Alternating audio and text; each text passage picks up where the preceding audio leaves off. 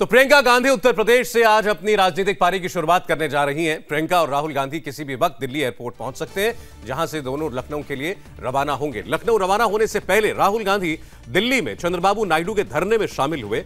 एक नया मंच था, लेकिन राहुल का रंग पुराना था। राहुल गांधी ने नायडू के मंच से एक बार फिर प्रधानमंत्री मोदी पर हमला बोला, कहा राफेल डील में चौकीदार ही चोर है। वहीं लखनऊ की तस्वीर आपको बताएं, लखनऊ में प्रियंका गांधी का बेसब्री से इंतजार हो रहा है। प्रियंका के स्वागत की भव्य तैयारी की गई है, लेकिन सबसे पहले सुनिए लखनऊ रवानगी से पहले राहुल गांधी ने कैसे प्रधानमंत्री पर हमला बोला। एक एंटी करप्शन का क्लॉज होता है, अगर डिफेंस डील में कोई करप्शन हो तो सरकार को एक्शन लेने का ऑप्शन होता है। आपने पहले हिंदू की कहानी देखी, उसमें लिखा था कि नरेंद्र मोदी ने बाईपास सर्जरी की और डिफेंस मिनिस्ट्री ने ऑब्जेक्शन दिया कि नरेंद्र मोदी जी दूसरी डील पैरेलल नेगोशिएशंस के माध्यम से कर रहे हैं। और आज हिंदू में क्लियर दिखा कि जो एंटी करप्शन कॉज होता है उसको नरेंद्र मोदी ने हटाया। तो क्लियर है कि प्रधानमंत्री ने राफेल मामले में चोरी की है, करवाई है। और देखिए प्रियंका गांधी के स्वागत के लिए कांग्रेस दफ्तर कैसे तैयार है। फूलों से कांग्रेस ऑफिस पटा हुआ है। दफ्तर के बाहर और अंदर हर जगह आपको प्रियंका और राहुल के पोस्टर दिखाई देंगे। और खास बात, साथ साथ इंदिरा गांधी की तस्वीरें भी दिखाई जा रही, क्योंकि काफी इस बात का प्रचार है कि अक्स दिखता है इंदिरा गांधी का प्रियंका गांधी में। तो आप देखिए राहुल गांधी, प्रियंका गांधी और उनके साथ इंदिरा गांधी के बड़े बड़े पोस्टर, कटआउट, सोनिया गांधी की तस्वीर है। ज्योतिरादित्य सिंधिया भी नजर आ रहे हैं तस्वीरों में, क्योंकि प्रभार आप अगर सोच देखें तो बराबर है प्रियंका और ज्योतिरादित्य का।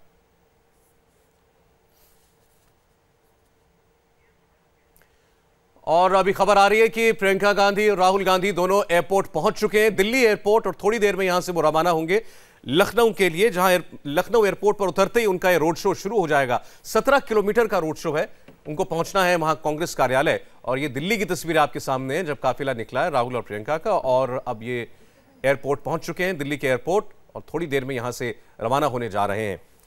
जो भी हो, उत्तर प्रदेश की सियासत के लिए वाकई आज बहुत बड़ा दिन है। प्रियंका गांधी फॉर्मल तरीके से, आप कह सकते हैं औपचारिक तरीके से, आज से पूरी तरह चुनाव में उतर जाएंगे एक रोड शो के जरिए। अब तक प्रियंका गांधी को चुनाव में देखा तो गया था, लेकिन केवल सोनिया गांधी और राहुल गांधी की कॉन्स्टिट्यूएंसी में जाकर के वो प्रचार किया करती थी, उसके बाहर कभी नहीं निकली। इस बार राहुल गांधी ने उन्हें जिम्मेदारी दी है अपनी सबसे बड़ी चुनौती को हल करने के लिए, जो उत्तर प्रदेश की चुनौती है।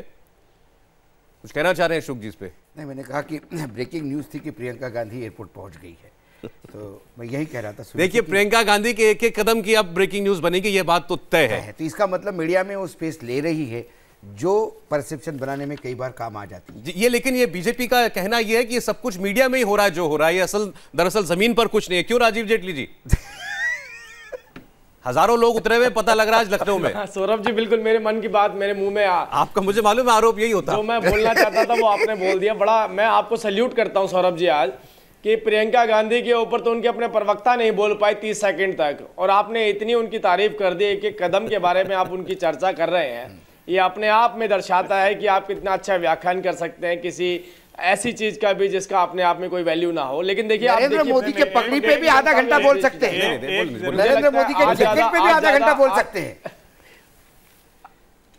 नहीं, मैं केवल इतना बोलना चाहता हूं, आज सारे देश की जनता शायद जितना रॉबर्ट वाड्रा को जानती है उतना प्रियंका गांधी को नहीं जानती, क्योंकि रोज चलिए ठीक है टीवी पर जो नजर आते जेटली जी, मैं आपकी इस बात से भी सहमत हूं कि जितनी बात प्रियंका गांधी की होगी उतनी बात रॉबर्ट वाड्रा की होगी। आपने जितने चक्कर लगवाए ईडी के, देखिए पूरा दिन बैठाया आपने, उसकी बात हुई ना, उसकी बहुत देर से खामोश है, उसके बाद मैं आता हूं आपके पास। जेटली जी, 1 मिनट आता हूं। प्रियंका गांधी अब 4 दिन तक लखनऊ में रहेंगी, लिहाजा कांग्रेस दफ्तर को पूरी तरीके से तब्दील कर दिया गया है, बदल दिया गया है। कांग्रेस दफ्तर के अंदर क्या क्या परिवर्तन हुए, देखिए रुचि कुमार की एक रिपोर्ट। ये देखिए, नेहरू भवन का उद्घाटन इंदिरा गांधी ने किया था, और अंदर आप जैसी पार्टी ऑफिस यहाँ पे घुसेंगे तो ये इस तरह से नए पोस्टर्स लगाए गए हैं। ये इंदिरा गांधी हैं, ये राजीव गांधी हैं, और ये राहुल गांधी हैं। ये जो रास्ता है ये ऊपर ले जाता है हमको सीढ़ियों पे। ये जवाहरलाल नेहरू का पोस्टर लगा है, और ये जो ऊपर जा रहे हैं यहीं पे प्रियंका का कमरा बनाया गया है। प्रियंका और राहुल गांधी कांग्रेस ऑफिस में नेहरू भवन में इस रास्ते अंदर जाएंगे और ये जो आपको पैसेज दिखाई दे रहा है, ये रास्ता जाता है उस कमरे में जहां प्रियंका बैठेंगी जब वो लखनऊ में रहेंगी।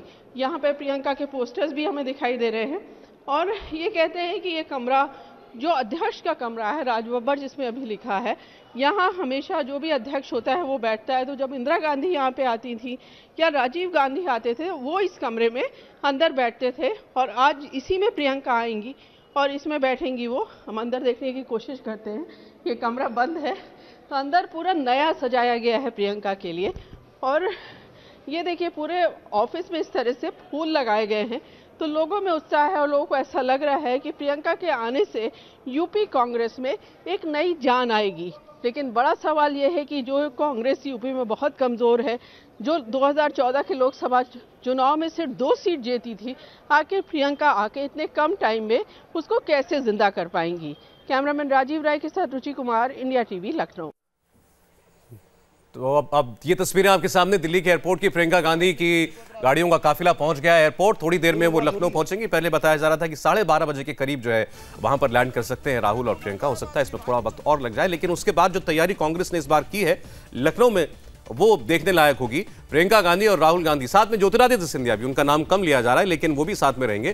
तीनों लोग एक रोड शो निकालने जा रहे हैं एयरपोर्ट से लेकर के कांग्रेस कार्यालय तक, और रास्ते भर प्रियंका गांधी, राहुल गांधी, सोनिया गांधी, राजीव गांधी, इंदिरा गांधी, सबकी तस्वीरें कटआउट पूरे रास्ते में लगाए गए हैं। खरच जी कुछ कहना चाह रहे थे आप? मैं दरअसल वही कहना चाह रहा था, दोनों राजीव द्वय हैं, जेटली जी और त्यागी जी। अभी तक कांग्रेस को ये ऐतराज रहता था, कहें शिकायत मीडिया से बड़ी रहती थी कि मोदी से बिक गए हैं, मोदी के अलावा कुछ नहीं। आज जेटली जी कह रहे हैं कि प्रियंका का गुणगान मीडिया वाले कर रहे हैं, तो दरअसल ये दिखाता है कि मीडिया तो देखिए उसी का गुणगान या उसी की बात करेगा जिसकी पब्लिक बात करेगी। और आज कांग्रेस का दिन है, आज कांग्रेस से प्रियंका गांधी अगर वहां जा रही है, और मैं बार बार कहता हूं कि कांग्रेस कैडर पार्टी नहीं है, कांग्रेस कैडर पार्टी नहीं है, कांग्रेस ऐसे ही वर्कर्स की पार्टी है जिनका जोश दिख रहा है। और राजीव त्यागी जी ने जिस तरह से आज महिमा मंडन के साथ शुरुआत की, मैं अभी टीवी पे कांग्रेसी नेताओं को देखता हूं तो वो हाथ भी चला रहे हैं, रणचंडी की तरह आएगी तो प्रियंका काटेगी। तो दरअसल ये जो उत्साह है कांग्रेस का, निश्चित तौर पर कांग्रेस के लिए ये बड़ी पूंजी है, क्योंकि गांधी परिवार उनके लिए उत्साह का एक केंद्र है, ऊर्जा का केंद्र है। जेटली जी को मोदी जी के साथ अपनी ऊर्जा बढ़ाने का कैसे करना है वो त्यागी जी, एक बार जरा आपके लखनऊ दफ्तर का हम माहौल दिखा दें, फिर मैं आपसे पूछूंगा। और राहुल जी के लिए भी कुछ लिखा है आपने कि नहीं लिखा? सारी आज तारीफें केवल प्रियंका जी के लिए लिख के लाए हैं आप, तो एक बार जरा एक रिपोर्ट दिखाते हैं लखनऊ में आपके दफ्तर के बाहर क्या माहौल है। दोनों के लिए ठीक है। ये कांग्रेस का दफ्तर है और पूरा चौराहे पे आपको प्रियंका के पोस्टर्स दिखाई देंगे, उनके स्वागत के नारे लिखे हुए ये पोस्टर्स हैं, जिसमें राहुल गांधी भी दिख रहे हैं, सोनिया गांधी भी दिख रही हैं और प्रियंका और ज्योतिरादित्य सिंधिया भी दिख रहे हैं। ये चौराहे पे देखिए सब झंडियाँ लगाई गई हैं कांग्रेस की, राजीव गांधी की मूर्ति है और इस चौक को भी सजाया गया है, इसको नया पेंट किया गया है। ये जो नेहरू भवन है कांग्रेस का दफ्तर, इसका जो बोर्ड आपको दिखाई दे रहा है उत्तर प्रदेश कांग्रेस कमेटी, ये भी कल रात में लगाया गया है। पूरा दफ्तर अगर नेहरू भवन आप देखेंगे तो फूलों से सजाया है और तिरंगे झंडे से सजाया है। ये गेट है अंदर जाने का नेहरू भवन में। आमतौर पे ये गेट पूरा खुला रहता है, लेकिन आज क्योंकि यहाँ पे बाहर हम आपको दिखा पाएँ तो सुरक्षा के इंतज़ाम सुबह से ही किए गए हैं।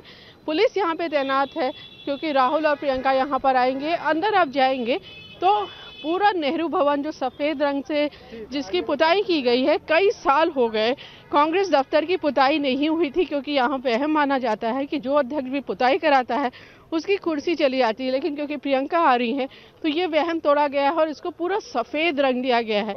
और ये देखिए तिरंगे झंडों से, कांग्रेस के झंडों से इस दफ्तर को सजाया गया है, पूरे फूल आपको दिखाई देंगे। और ये अंदर आप जाएंगे तो प्रियंका जब आएंगी तो आगे जाकर एक नया मीडिया हॉल बनाया गया है, जिसका राजीव भवन जिसका नाम रखा गया है, उसका उद्घाटन प्रियंका गांधी करेंगी। तो यहाँ भी आप देखेंगे सब पोस्टर्स आपको यहाँ पे दिखाई देंगे, जिसमें लाल बहादुर शास्त्री भी दिखाई दे रहे हैं, राजीव गांधी भी हैं, आज़ाद भी हैं, मनमोहन सिंह भी हैं, जवाहरलाल नेहरू भी हैं। तो सारे पोस्टर से पूरा कांग्रेस दफ्तर पटा हुआ है। जी त्यागी जी, अभी एक चीज मैंने नोटिस की इस रिपोर्ट में राजीव त्यागी जी, अंदर तो चूंकि बहुत संभल कर पोस्टर बैनर लगाए गए ऑफिस के अंदर आपके, तो वहां राहुल जी का कटआउट बड़ा है और ज्योतिरादित्य जी का और प्रियंका जी का बराबर का है, थोड़ा छोटा। बाहर जो कार्यकर्ता हैं, लेकिन जो बाहर जो पोस्टर लगाते हैं उसमें केवल प्रियंका और प्रियंका जी हैं, बस राहुल जी भी नहीं है। देखिए, राहुल गांधी जी हमारे राष्ट्रीय अध्यक्ष हैं और उन्होंने प्रियंका जी को जिम्मेदारी दी, और जो भी जिम्मेदारी राष्ट्रीय अध्यक्ष देता है, जैसे मुझे आज से 1 महीना पहले राष्ट्रीय प्रवक्ता बनाया, तो हम लोग तो सब राष्ट्रीय अध्यक्ष की कलम से निकल करके पार्टी की सेवा करने के लिए आगे बढ़ते हैं। पहली बात, आपने कहा था कि राहुल गांधी जी के लिए कुछ लिखा नहीं लिखा, तो राहुल गांधी जी के लिए 4 लाइन सुना देता हूं। वसुधा का नेता कौन हुआ, अतुलित यश के नेता कौन हुआ, नवधर्म प्रणेता कौन हुआ, जिसने न कभी आराम किया, विघ्नों में रहकर काम किया। विघ्न जब सामने आते हैं, सोते से हमें जगाते हैं। से धूप धाम पानी पत्थर, पांडव को छाए और निखर। सौभाग्य न सब दिन सोता है, देखे आगे क्या होता है। और एक बार प्रियंका जी के लिए दोबारा सुना देता हूं। एक महिला हैं, एक भद्र महिला हैं, और मैं उम्मीद करूंगा महिलाओं का सम्मान भारतीय जनता पार्टी हमेशा करेगी। मैं उनके लिए दोबारा से सुना देता हूं। धरा हिला गगन गुजा, नदी बहा पवन चला, विजय तेरी ज्योतिषी जल जला, भुजा भुजा फड़क फड़क, रक्त में धड़क धड़क, धनुष उठा प्रहार कर, तू सबसे पहले वार कर।